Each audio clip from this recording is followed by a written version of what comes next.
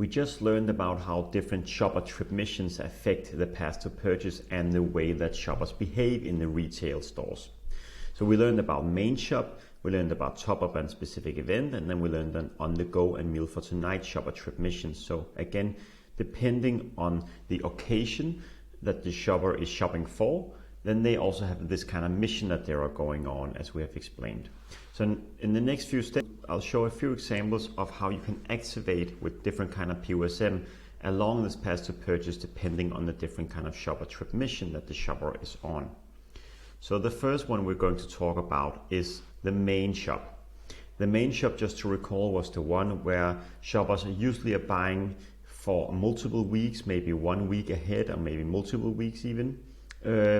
It's the one where they spend the most time in the store. It's also when they spend most of the money, because they usually have to buy a lot of different items.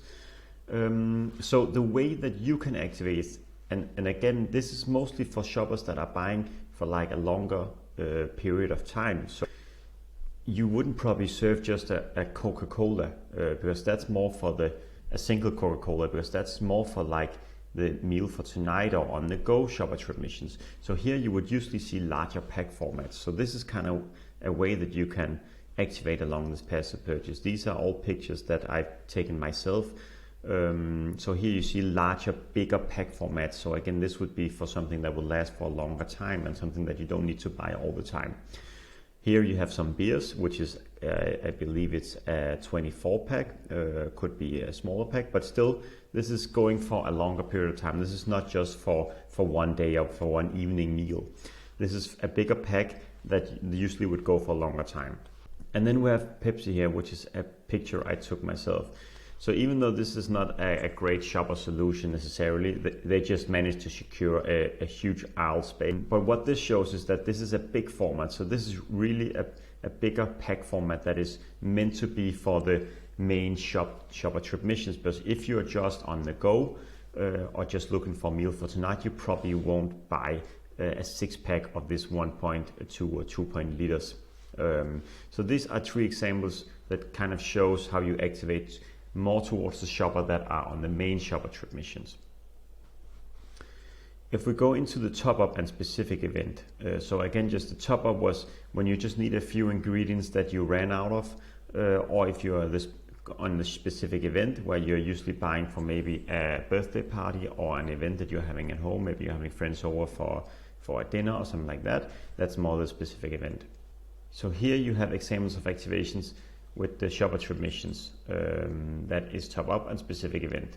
So here again, you see that this is a pack format, a smaller pack format that we just saw before. It's a 6-pack. This could be just a top up, so you have at least a few beers for the next few days. If you ran out of beers, for instance. The same goes here, for instance, when you are trying to pair some beer with the food. So you're strategically placing beer next to the food aisle. So you're reminding the shoppers that, hey, you should also get some beers for maybe tonight or maybe for the specific event, or maybe pairing it up with the beers. And then we have the example display here from Fever-Tree, which also very clearly shows different SKUs. So up here you have a more of a top up or main shop SKU because you have a bigger pack format. But these smaller bottles here is more towards the top up and specific events. So you would probably top up once a few bottles here. You probably won't buy 20 bottles. You would probably just buy a few, probably a maximum of 5 or something like that for the top up, to top up your kitchen back home. Because then you know that if you're suddenly having a few friends over, you have always a bit of stock or of this tonic or mixers here at home. So those were a few examples here of how you can activate shoppers that are on the top of a specific event shopper trip mission. The last one is the examples on the go and meal for tonight shopper trip missions. So here on the go is the ones that are very quickly in and out of the store. And they probably just need something for a very quick lunch. Maybe they need something because they're thirsty.